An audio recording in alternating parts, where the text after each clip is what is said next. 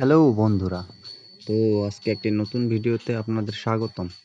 তো আমি নিতু হাঁসের হ্যাচারি অ্যান্ড খামার থেকে পিকিং স্টার 13 হাঁসের অর্ডার করছিলাম। তো ওরা আমাকে ডেলিভারি দিছে অরিন বাস দিয়ে। তো আমি এগুলা নিতে গেছিলাম পঞ্চগড়ে। তো অনেক বৃষ্টি হচ্ছিল, তো বাচ্চাগুলো ভিজে গেছিলো সব। তো আমি এগুলা নিয়ে খুব তাড়াতাড়ি করে অটোতে করে বাসায় আসছিলাম। তো বাসায় এসে এগুলাকে বের করে একটু শুকানোর ব্যবস্থা করব।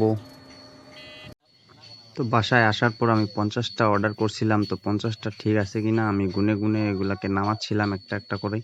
এখানে আমার কাকা ছিল, আমার মা ছিল, অটো ড্রাইভার ছিল আর একটা ছোট ভাই ছিল।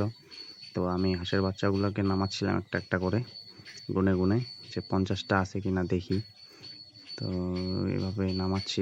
বাচ্চাগুলো খুব সুন্দর ছিল, মানে বাচ্চার সাইজ এবং বাচ্চার কোয়ালিটি অনেক ভালো ছিল। পিকিং স্টার 13 যে অরিজিনাল বাচ্চাটা, এ গ্রেডের বাচ্চাটা মিতু হ্যাচারি অ্যান্ড খামার থেকে আমি অর্ডার করছিলাম। তারা অরিজিনাল বাচ্চাটাই আমাকে দিছে, তাদেরকে অনেক অনেক ধন্যবাদ।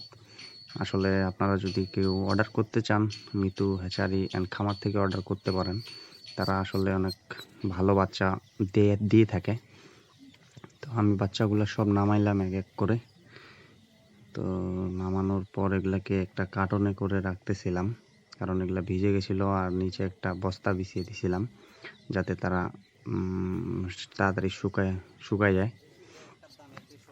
আমি ঈদের অফারে বাচ্চাগুলো নিছিলাম, তাই এগুলার একটার পিস পড়ছে 100 টাকা করে পার পিস।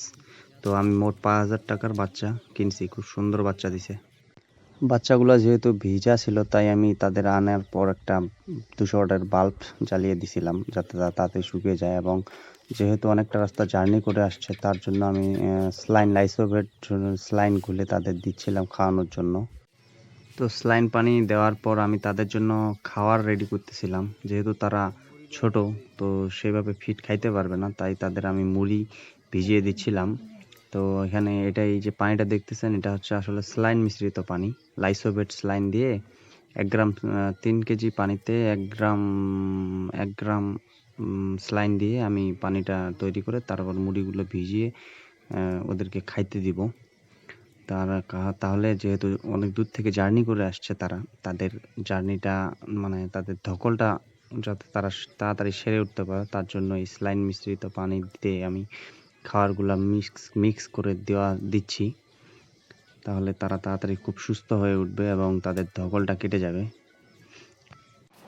তারপর মুড়ি ভিজিয়ে দেওয়ার পর আমি তাদের খাওয়ার জন্য দিচ্ছিলাম, মুড়ি ছিটিয়ে দিচ্ছিলাম হালকা চিপে নিয়ে। তো তারা অনেক ক্ষুধার্ত ছিল আর অনেক ধকল সহ্য করে জার্নি করে আসছে অনেক দূর থেকে। তো তারা খুব সুন্দরভাবে খাচ্ছিল এবং তারা খুব ভালোভাবে স্বাচ্ছন্দ্যে আর কি খাওয়া দাওয়া করতেছিল, সেটা দেখে আমার খুব ভালো লাগলো। তো আপনাদের যদি ভিডিওটা ভালো লাগে, তো অবশ্যই আমার চ্যানেলটি সাবস্ক্রাইব করে পাশে থাকবেন এবং এরকম নতুন ভিডিও পেতে লাইক, কমেন্ট, শেয়ার অবশ্যই করবেন এবং আপনাদের দোয়া এবং আশীর্বাদ কাম্য। আপনারা অবশ্যই আমার দোয়া করবেন।